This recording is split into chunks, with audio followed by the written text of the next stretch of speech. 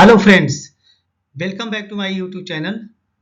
आज हम बात करेंगे what are the factor that consider by crane operator to lift a load safely.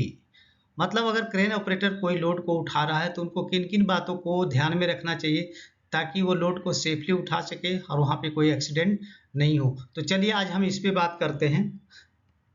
So there are four primary factor that operator must consider to lift a load safely। तो यहाँ पे क्या है, सिर्फ चार प्राइमरी फैक्टर हैं जिसको operator को ध्यान में रखना होता है। लोड को जो ऑपरेशन, जब क्रेन का ऑपरेशन होता है तो लोड को सेफली कैसे उठाना है, तो एक एक है जो प्राइमरी फैक्टर पे हम बात करते हैं।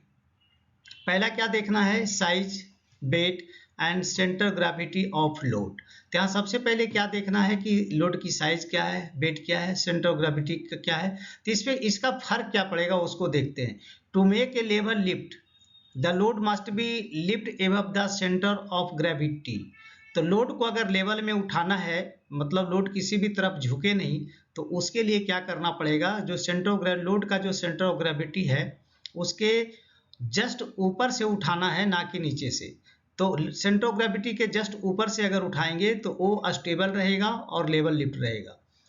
अब वो एक्चुअली सेंटर ऑफ ग्रेविटी होता क्या है, the point at which the centre entire weight is consider as concentrated. मतलब वो सेंटर ऑफ ग्रेविटी वो पॉइंट होता है जहाँ पे ये माना जाता है कि वहाँ पे जो लोड है वो कंसंट्रेटेड है, मतलब वहाँ से चारों तरफ इक्वल है। तो ये है जो क्रेन ऑपरेटर को ध्यान में रखना होता है। ये पहला पॉइंट है, size, weight and centre of gravity of the load. दूसरा जो पॉइंट है इसी में, CG slightly variation usually permissible. यानी सीजी में अगर स्लाइट वेरिएशन आता है लोड उठाने के टाइम में तो उतना कंसीडर किया जा सकता है, but dangerous tilting will result causing unequal stress in the different. इसका मतलब है कि डेंजरस टिल्टिंग मतलब बहुत ज़्यादा सीजी में वेरिएशन लेने से लोड क्या होगा, वन साइड टिल्ट हो जाएगा और इसके कारण है जो स्लिंग जो लगे हुए, डिफरेंट जो स्लिंग लगे हुए हैं उस पर अनइक्वल स्ट्रेस आएगा और जिसके कारण स्लिंग टूट सकता है और वहाँ पे मेजर एक्सीडेंट हो सकता है। तो इसका ध्यान रखना है कि यहाँ पे सेंटर ऑफ ग्रेविटी में स्लाइट वेरिएशन हो सकता है, बट बहुत ज़्यादा वेरिएशन खतरनाक हो सकता है क्योंकि यहाँ पे स्लिंग वो अनइक्वल स्ट्रेस स्लिंग पे आएगा जिससे स्लिंग टूट जाएगा और वहाँ पे एक्सीडेंट होने का डर हो सकता है। अब चलिए देखते हैं दूसरा पॉइंट क्या है। दूसरा पॉइंट है number of legs and angle the sling makes with the horizontal line. तो जब हम कोई भी स्लिंग लगाते हैं तो हॉरिजेंटल लाइन के साथ एक एंगल बनाता है, तो उसका फर्क क्या पड़ता है, तो उस पर चलिए बात करते हैं। सबसे पहले देखेंगे as the angle form by sling leg. Sling का जो लेग होता है और जो हॉरिजेंटल लाइन बनता है उसके बीच जो एंगल बनता है, तो उस एंगल को ध्यान रखना जरूरी है। अब ये एंगल करता क्या है, that decreases the rated capacity of the sling. ये क्या करता है, स्लिंग के रेटेड कैपेसिटी को कम करता है, क्योंकि यहाँ पे कितना डिग्री पे स्लिंग बना वो है जो मेन फैक्टर है, क्योंकि 90 डिग्री पे सबसे ज़्यादा स्लिंग की उठाने की कैपेसिटी होती है और जैसे जैसे 90 से आगे बढ़ते हैं तो भी स्लिंग की कैपेसिटी घटती है और जैसे जैसे हम 90 डिग्री से पीछे आते हैं तो भी स्लिंग की कैपेसिटी घटती है, यानी कि उस पर स्ट्रेस ज़्यादा आता है। तो इस चीज़ का यहाँ पे ध्यान रखना जरूरी है। नेक्स्ट जो पॉइंट है, the smaller the angle between the sling leg and the horizontal the greatest stress on the sling leg.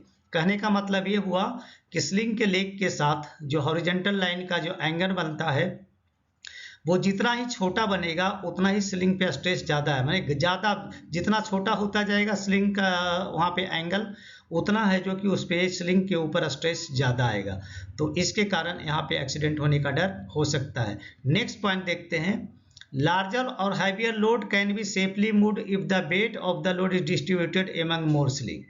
तो यहाँ पे क्या करा है, कितना भी लार्जर या हैवियर लोड हो तो उसको सेफली उठाया जा सकता है या सेफली मूव किया जा सकता है इफ वहाँ पे वेट जो है वो डिस्ट्रीब्यूटेड हो सारे स्लिंग पे, जितने भी स्लिंग उसमें लगे हुए हैं उस पे इक्वली डिस्ट्रीब्यूटेड हो, तो वहाँ पे स्लिंग हम उसको जो लार्जर या हैवी लोड है उसको इजीली उठा सकते हैं।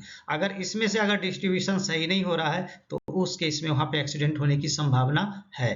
तो दूसरा पॉइंट आपने देखा, number of leg and angle of sling makes with the horizontal line.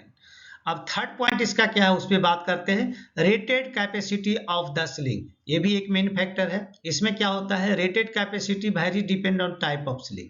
तो रेटेड कैपेसिटी है जो स्लिंग के टाइप पे डिपेंड करता है और वेरीज करता है।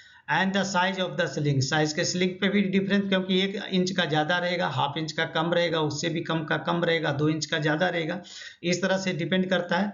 And the type of hitch, और किस हिच में उठा रहे हैं, वर्टिकल हिच में उठा रहे हैं या डबल बास्केट हिच में उठा रहे हैं या चोकर हिच में उठा रहे हैं, ये हमारे वीडियो में ऑलरेडी आपने देखा होगा। तो यहाँ हिच का बहुत फर्क पड़ता है, तो इसको भी ध्यान रखना जरूरी है। यानी operator must know the capacity of the sling. यानी सारे कंडीशनों में ऑपरेटर को जानकारी होनी चाहिए कि क्रेन यहाँ पे स्लिंग की कैपेसिटी क्या होगी। अगर हिच फॉर्म में उठाता है, कोई एंगल फॉर्म में उठा रहा है, तो स्लिंग पे टेंशन कितना आएगा, यानी स्लिंग की कैपेसिटी कितनी बनेगी, उसकी नॉलेज है जो यहाँ पे ऑपरेटर को होना चाहिए। नेक्स्ट पॉइंट देखेंगे, sling manufacturer generally make available chart और table that contain this information. तो इसमें ऑलरेडी जो स्लिंग का जो मैन्युफैक्चर होता है वो ऑलरेडी इससे रिलेटेड है, जो चार्ट और टेबल्स बना के देता है, उसको फॉलो करना जरूरी है। नेक्स्ट पॉइंट देखेंगे, under no circumstances shall sling rated capacity be exceeded. किसी भी कंडीशन में स्लिंग की रेटेड कैपेसिटी से ज़्यादा लोड नहीं उठाना है, नहीं तो स्लिंग यहाँ पे टूट जाएगा। तो इस चीज़ का ध्यान है जो ऑपरेटर को रखना जरूरी होता है। चलिए फोर्थ पॉइंट देखते हैं, history of slings care and use. तो इसमें क्या होता है, पहला पॉइंट देखेंगे, mishandling and misuse of sling are the leading causes. तो गलत ढंग से स्लिंग का इस्तेमाल करना या मिस हैंडल करना, वो क्या करता है, स्लिंग के एक्सीडेंट का एक सबसे बड़ा कारण है। And the majority of injury and accident happen due to mishandling and misuse of the slings. तो इसका ध्यान वहाँ पे रखना जरूरी है। और नेक्स्ट पॉइंट जो है वो है, accident can be avoided by operator becoming familiar with the essential of proper sling care and use.